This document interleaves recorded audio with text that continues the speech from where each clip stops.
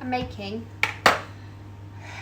something that my daughter loves. Okay, so this is for the 50 Shades of Food series that we're doing, and I've asked everybody that I can think of to come up with some, there's the dishes that make them kind of go, that is so good, oh that's so yummy, oh I'm bananas and nuts and happiness, lovely food. That's what this is all about.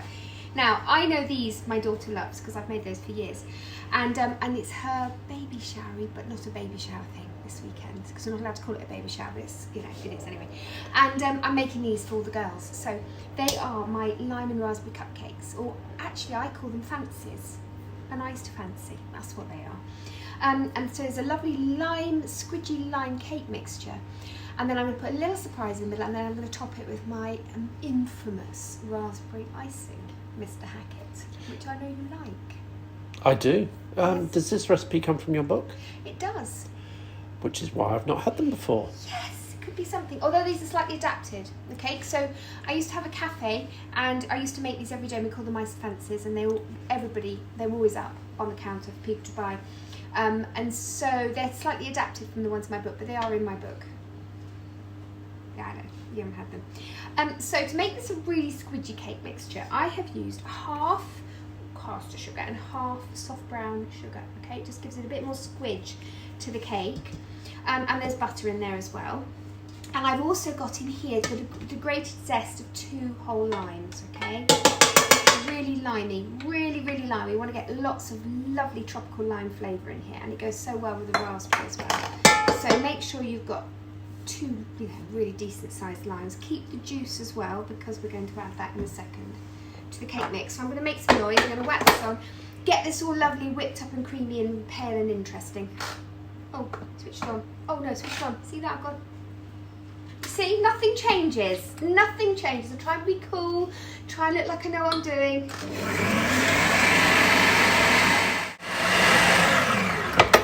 There you go. All pale and fluffy. I had to stop it a couple of times just to make sure I got it all from around the edges, but that's lovely, so that's how you want them. So see, it's a lot paler now, a little bit fluffy, lots of air has been beaten into them. You can do this with your hands if you want to, that's fine, but as you know, and as I've mentioned just a couple of times, I've got a dodgy shoulder, so I can't, can I? Well, my knee's better. Well, you don't beat that with your knees, though, do you? Yeah, but I stand up straight, vaguely. Also, you know, for the baby shower thing that isn't a baby shower that we're going to, I'm also having to make my famous currant sausage rolls, John. I've already made 1 batch, not enough apparently, because they're all coming, not just Sissy, Daisy, and... Yes, I know. So I was chatting away and I was putting eggs in, and then a message came through. John tried to stop the message and he stopped recording. Anyway, here I am, having put my eggs in. I haven't missed much. I just missed me talking about the curried sausage rolls though. I was talking about that a lot. So anyway, I whipped up my butter and my sugar, then I put the eggs in, and now I'm going to whisk them until they're all together, okay? Prior to that, I was just talking about the fact, John, that this baby shower that isn't a baby shower, all the girls are coming not just to see Daisy and bring their babies and all that sort of lovely thing. It's all about my sausage rolls, apparently, my curry sausage rolls. That's where they're coming. Okay, so just my chopping board's over here for some reason. I'm just going to squeeze some limes, because I'm going to add a little bit of lime juice just at the end. Sometimes when you have a cake mix, you add a splash of water and a little bit of milk to it, just to make it let down, I think is the word. It's got to just sort of flop off a spoon. It's the way to describe it. Oh God, these are terrible. Look, I cut that wrong, so now I can't squeeze it. It's going. Do you know what Sure, that's not my fault. This is your fault too. Of course it is. If it's not, I'm blaming you. Right. Mixed. Flour's going in. Self-raising flour. Okay, so basically it's 250 butter, 250 sugar, half and half white and soft brown, 4 large eggs, 250 self-raising flour. Stir in gently. On my little Kenwood I have a stirring in, folding in thing, so I can still talk to you while I just squeeze the slime. Yeah, just doesn't want to do it. Okay, right, just turn it up a little tad, and then pop the lime juice in. There we go. mixed in. So now I'm going to pop this all into the cases already. Bake it in the oven, 180, 15 minutes. Again, I always just tell you, don't I? I'll just tell you when it comes out how long it took. But it'd be about that. And I'm just going to try this mixture as well, first of all. Make sure. Cake mixture! Oh, that's so limey, it's lovely. So just scoop these in. If you wanted, John, you can do your groovy thing when you go. What's it called? Time lapse. That's the one.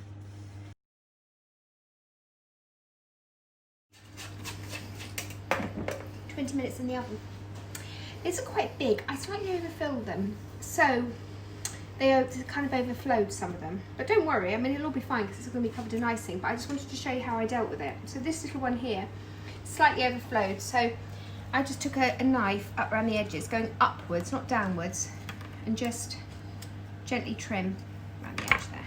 Okay, it doesn't look too bad. Also, you get cook's perks.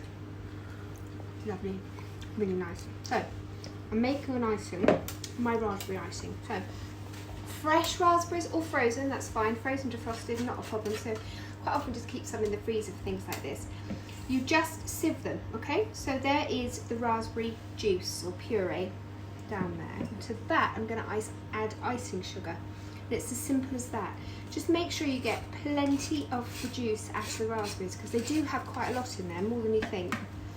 So just put that on there for a minute because I have a little bit more. And then I'll just add icing sugar to it. You could sieve it if you wanted to, but I just used the sieve to sieve my raspberries. I only have one sieve. Why do we only have one sieve? How weird. Anyway, just beat out the lumps. That's the answer. And you'll find that it'll take quite a lot off the said icing sugar to actually make quite your icing quite thick. Right, so we do need quite a bit for the top of these anyway. And if you have any left over, freeze it.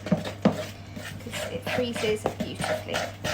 So a little bit more icing sugar because I want it to set on top. I don't want it just to be floppy and go down the sides. So stir that in, last bit. Let that just dissolve down while I show you the next thing I'm going to do. Right, cakes. As you can see, I've done it here. I use an apple corer, and I just very gently, really don't push it. You just sort of push it in and twist at the same time, and you just pull out a little plug of cake. You don't have to eat all of them. It's not part of the recipe. But I'm sure there'll be somebody in your house who'll be quite happy to have a little plug of cake. John? What if you don't have one of those apple thingy jobbies? You can just use a little serrated knife and just go around and make a little hole. Okay. But if you do, it's great. And if you've got one that's really nice sharp edges like that, that's perfect. Lovely cake. It's nice, isn't it? Having that brown sugar makes it really squidgy. And caramel and butter, it's sort of butterscotchy as well. So it's more sort of lime and butterscotch. So when you bite into your cake, you're going to have a little surprise, and that little surprise is going to be a blob of jam.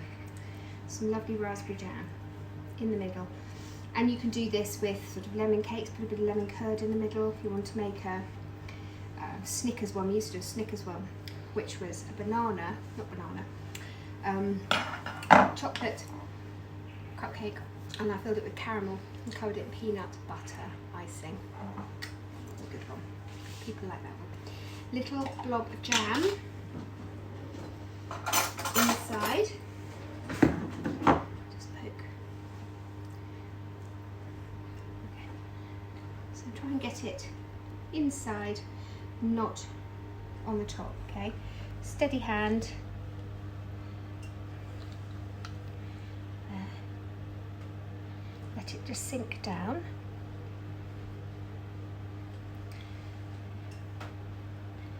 So these are really simple, okay? They're not, you know, sprawncy cakes, and there's so many fantastic cakes out there, and I wouldn't even begin to be able to make a lot of them that I see out on Instagram. But these are just really simple little ice fancies, which look lovely on a table, and with all these lovely summer flavours in there.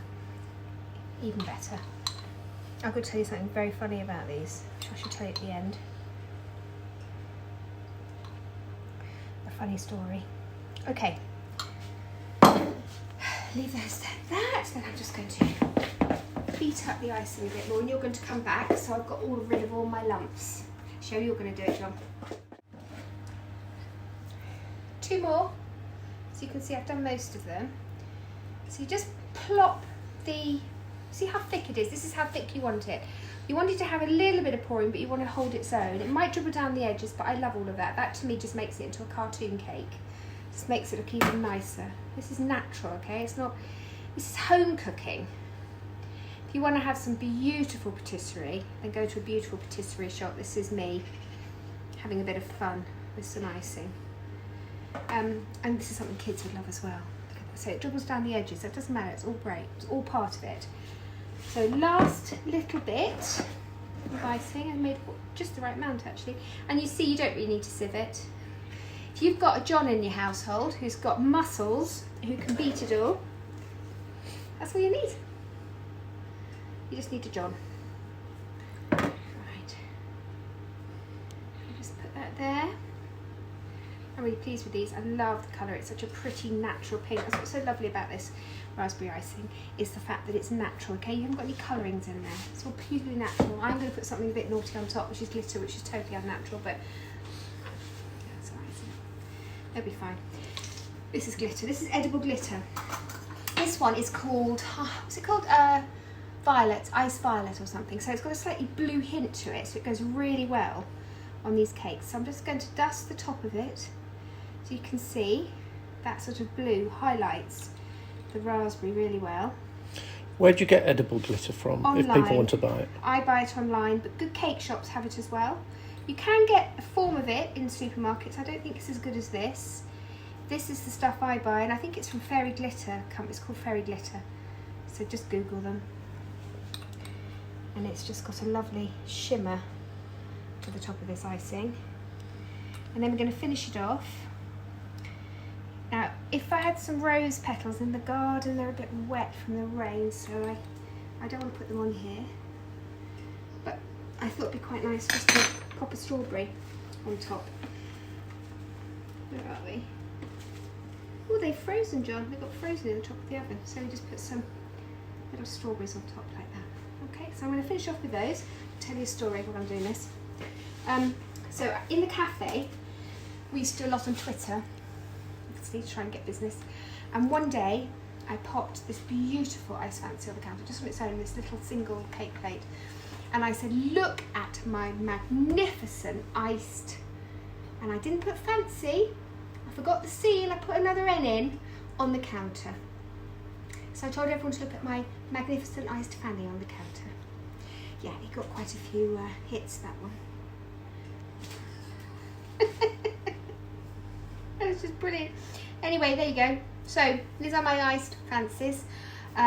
Lime, raspberry, a little bit of jam and a strawberry on top. Perfect for a little summer table. I'm really pleased with them. I think they look so pretty.